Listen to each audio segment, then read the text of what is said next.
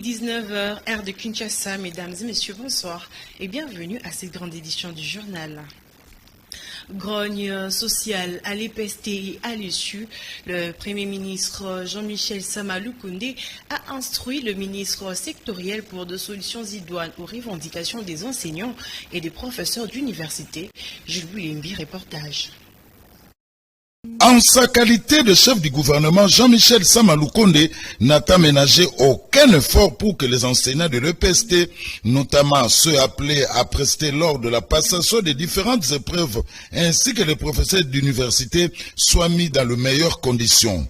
En croire le ministre de l'EPST qui s'est confié à la presse, le chef du gouvernement a donné des instructions claires pour que tout soit mis en œuvre dans le seul but de rencontrer les préoccupations des enseignants.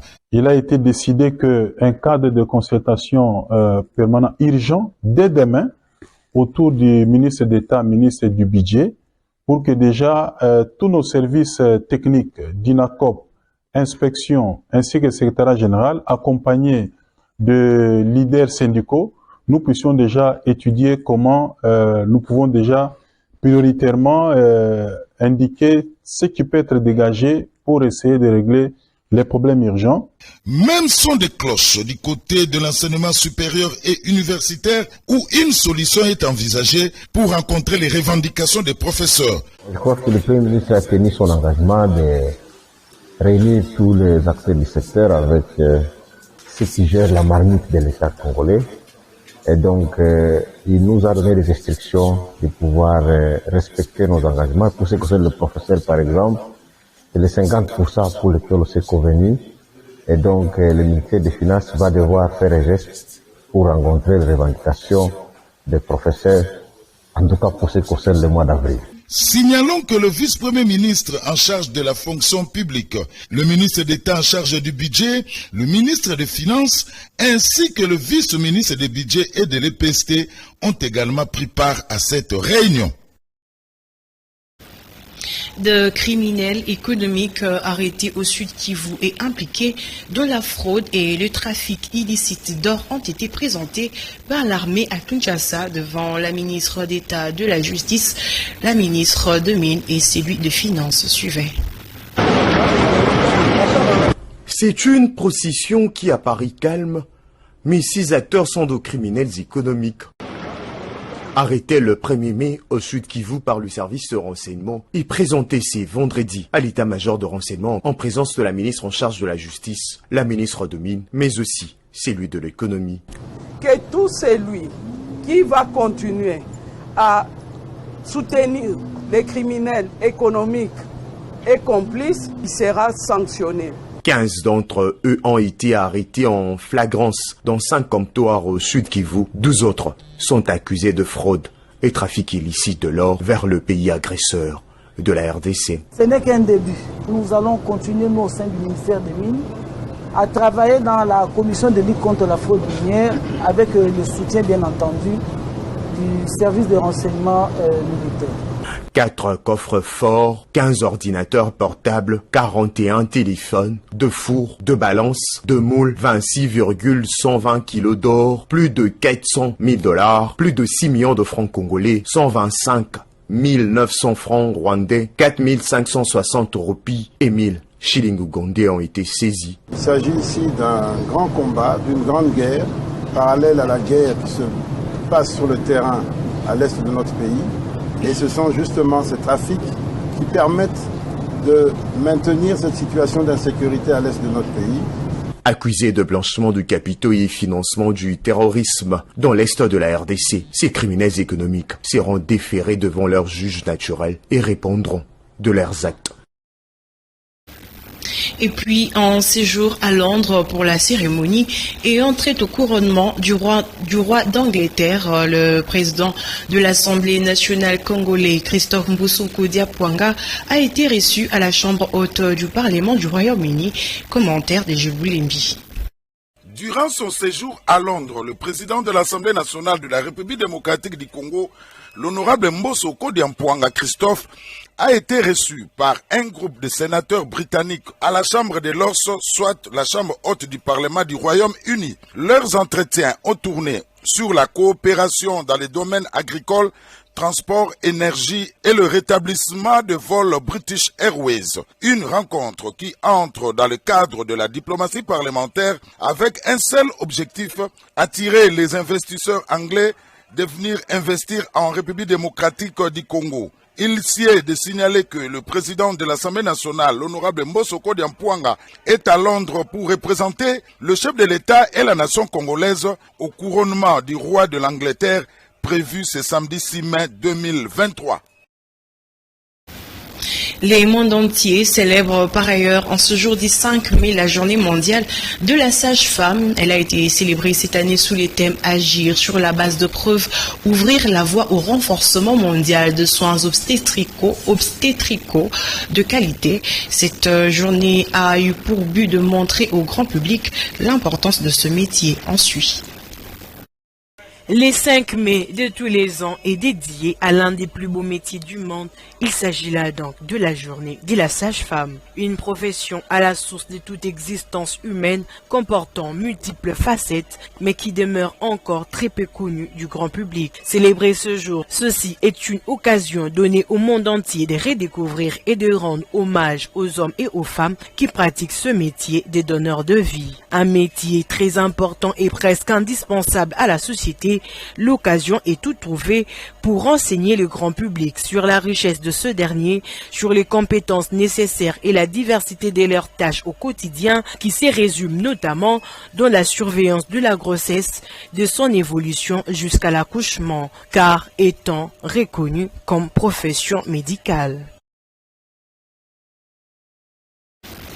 La population de la commune de Bandalungwa a retrouvé un corps sans vie ce matin. C'est dans la commune de Bandalungwa. Il est chauffeur, selon ce qui a été trouvé sur les lieux. Ensuite, dans ce reportage de Nzangambe. C'est aux alentours des 6 heures du matin de ce vendredi 5 mai 2023 que la population de la commune de Bandalungwa a retrouvé le corps sans vie d'un homme exerçant les métiers de chauffeur taxi, répondant au nom de Matou Panzou, âgé d'une 50aine d'années, qui a perdu sa vie suite à une crise, selon les témoins de l'événement. À cet effet, le bourgmestre de cette municipalité est descendu sur les lieux pour s'enquérir de la situation suite à l'appel de la population. Il y a un corps sans vie. Et on est descendu à trouver les corps. Mais les services étaient déjà là depuis 4 heures du matin. Mais chose il y a mort,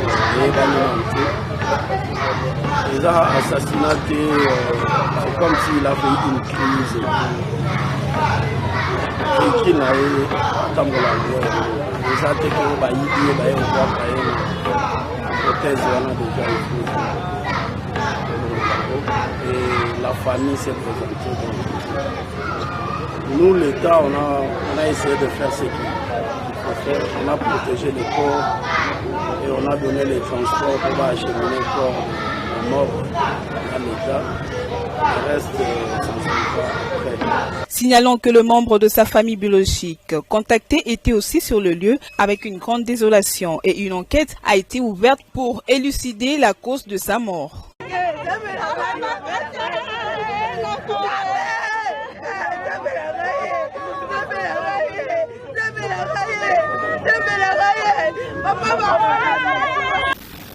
Et pour parler des infrastructures, la circulation a bel et bien repris au niveau de Capella sur l'avenue de l'université. L'office de voirie et drainage a réhabilité ses tronçons en béton armé selon les instructions données par le ministre des ITP, Alexis Guizarro. Ces travaux ont été financés par les trésors publics dans le cadre de la deuxième phase de l'opération Zéro Trou. Lydie Loufuladio et Pichou Kizaza.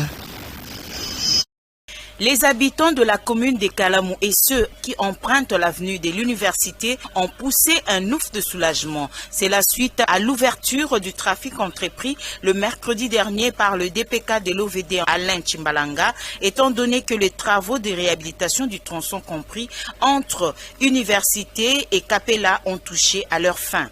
Le DPK Alain Chimbalanga et toute son équipe ont travaillé d'arrache-pied pour rendre cette chaussée praticable en commençant commençant par des travaux d'assainissement pour éventuellement réhabiliter ces tronçons en béton armé. En effet, ces travaux de grandes envergures ont une longue durée de vie, a déclaré Chimbalanga Tambwe, DPK de l'OVD Kinshasa. Le point d'étranglement qui nous restait, c'était l'intersection de Capelle à l'université. Et là, son Excellence, Monsieur le ministre, avait demandé à ce que cette partie soit bétonnée. Nous venons à peine de finir le bétonnage de cette avenue et nous allons aujourd'hui l'ouvrir à la circulation. Si nous avons une bonne appropriation, c'est les eaux qui détruisent la chaussée. Mais vous conviendrez avec moi que la gestion des déchets à Kinshasa pose problème. Regardez nos caniveaux à peine curés. C'est devenu des membres de dépotoirs. Donc nous demandons à tous ceux qui ont la charge de gérer les déchets solides de pouvoir faire leur travail. Et nous faisons le nôtre. Ces derniers a une fois de plus interpellé la population qui n'arrête pas d'utiliser les ouvrages d'assainissement comme des décharges publiques. Merci na musala OVD à Saline Nzela biso la université. Tozali na problème Nzela makasi mais na minute Nzela sili tozopesa vraiment merci na chef de l'état. Ngana mwana moninga nanga akwaya na moto ikola pata kana musala te. Mais yango lelo ba mata ba kita ba loba.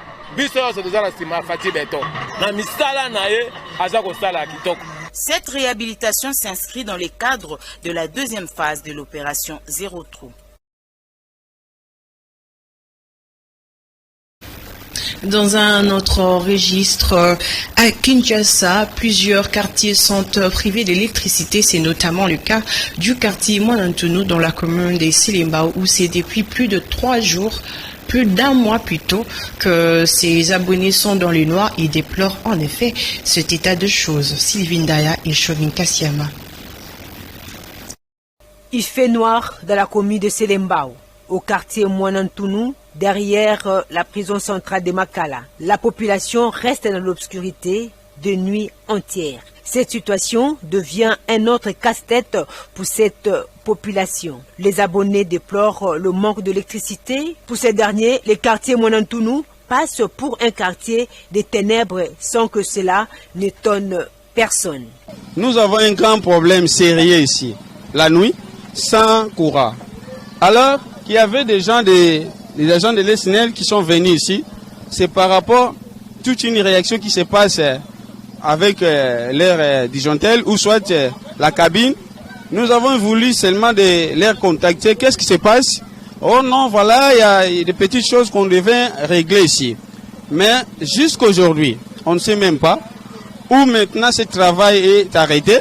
Nous vous demandons de venir aussi vite parce que nous sommes derrière la prison. C'est aujourd'hui, nous avons vaincu ici avec les voleurs. Nous avons vaincu les voleurs. Moi, je suis un technicien et je vous en prie, derrière la prison, nous sommes dans la sécurité. Alors, venez découvrir qu'est-ce qui se passe ici, si ça sera possible de nous faire dépanner. C'est cela maintenant nous vous demandons.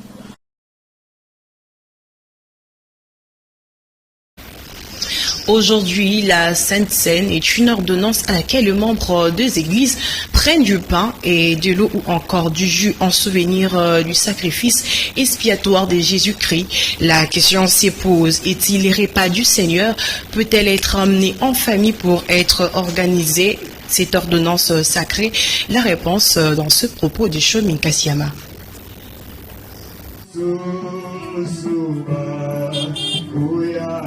Par rapport à la Sainte Seine, il n'y a pas l'instruction que Christ a donnée, il faut d'abord être baptisé.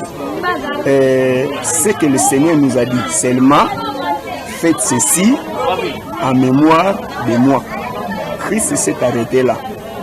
Mais, au fait, aujourd'hui, on ne peut pas devenir chrétien sans passer par la croyance, c'est-à-dire la foi en Christ. C'est-à-dire il faut d'abord accepter Jésus-Christ et puis passer par le baptême. La Sainte Seine sans que les enfants soient baptisés en famille. Voilà, en famille. Ici, nous rentrons dans l'Exode. Nous rentrons dans l'Exode 12 lorsque le Seigneur lui-même a institué la Pâque. Il a dit à Moïse de dire aux enfants d'Israël de tuer l'agneau et puis de prendre le sang, de mettre sur les linteaux. C'est dans ce sens-là que moi, personnellement, le Seigneur m'a inspiré chaque début du mois les ramène à ce niveau-là pour dire que ça, maintenant, ce sont des actes spirituels, des actes de foi. Pour nous, lorsqu'on pose cet acte, c'est quelque chose de spirituel que Dieu m'a inspiré moi en le faisant. C'est Jean chapitre 6, verset 56 à 57, qui dit celui qui mange ma chair, qui boit mon sang, est uni avec nous. Donc c'est dans ce sens-là que nous amenons aussi l'unité dans les familles. En faisant un tel acte, c'est aussi une façon d'unir la famille. Comme c'est Dieu qui lui a poussé de faire cela, on ne peut jamais lui contredire. Pour participer à la repas du Seigneur, on ne peut pas imposer les gens dans l'âme d'être baptisés. La Sainte-Seine, la première fois, on n'a pas donné la manière qu'on peut pour participer à la Sainte-Seine. Donc, c'est pas que votre cœur soit quand même sincère. Et pour finir, organisé par la RDC du 6 au 7 mai, de combats de lutte dans la catégorie des U22 dans les deux versions. Une communication a été faite ce vendredi par le président de la FECOLUTA, Eric Kinzambi, l'Ivoirien Vincent Aka, expert en la matière et délégué technique de jeu de la francophonie de cette compétition, s'inscrit, selon lui, à Kinshasa en guise de test d'essai en termes d'organisation pour le jeu de la francophonie. Il est au micro d'Alain Okassue. Aujourd'hui, la fédération a décidé d'organiser une compétition test, un événement test. C'est-à-dire nous faisons une simulation de jeu de la francophonie. C'est là pour nous permettre, s'il y a des erreurs, s'il y a des ratés, qu'on les corrige avant le jeu proprement dit. La compétition commence demain, elle se termine dimanche. Demain, c'est pour les cadets. Et dimanche, c'est pour les cadettes. Donc les garçons, c'est demain, et les filles, c'est dimanche. La fédération congolaise de lutte n'avait pas la décision.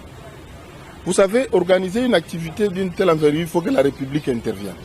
Vous n'êtes pas des Chinois, vous n'êtes pas des Français. Vous savez comment ça fonctionne dans notre pays. Il fallait avoir toutes les assurances pour annoncer. Bon. Si les assurances sont venues en retard, et ce qui a fait que nous annoncions chaque fois avec des hésitations. Parce que on n'avait pas tous les éléments avec nous. Mais lorsqu'on a tout réuni, c'est cette fois-là que nous, mais les experts qui sont avec nous, il y a 2 jours qu'on vient de leur envoyer le billet pour venir. Bien qu'ils soient déjà dessinés pour le Congo, mais il y a 48 heures qu'on leur a dit vous devez venir à Kinshasa. Donc on n'avait pas la liberté de décider. Et c'est un test. À partir de là, nous allons donner des recommandations qui est dans le but qu'au jeu de la francophonie, il n'y ait pas de loupé. C'est ça l'objectif en fait. Que finalement on dit, ok, là c'est bon, là c'est bien, mais il y a des parties où vous pouvez améliorer, vous pouvez vous entraîner et ça peut encore faire en sorte qu'arriver au jeu, vous êtes prêts. La salle, est-ce qu'elle est prête? Nous sommes là aujourd'hui pour finaliser tout le reste de l'événement. Même on est reconnu par la Fédération internationale avec des courriers à l'appui.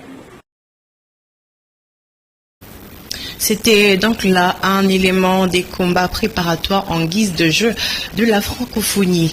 Mesdames et messieurs, ce journal est complètement fini. Merci à vous de nous avoir suivis et bonne suite de programme sur nos antennes. Au revoir.